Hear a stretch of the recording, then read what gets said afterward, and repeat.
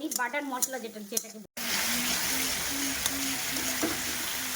কাজু, পোস্ত আর একটুখানি সামান্য টক দই আর চালমগজ বাটা আছে, এটা আমি দিয়ে দিলাম।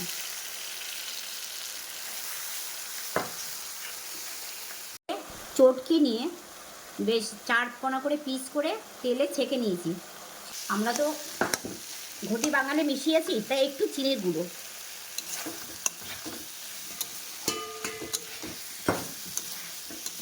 গরম জল করলাম।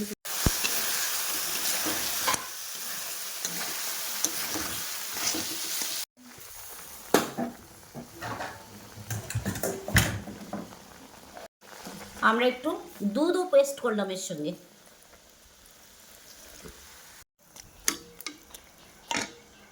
গরম মশলা গুঁড়ো দিয়ে বানিয়ে নিয়েছি মাছটা। স্পেশাল গরম মশলা।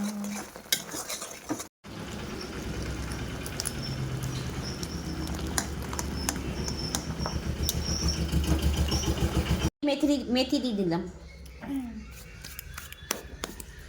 This is final look. ধনে পাতা। Oh wow.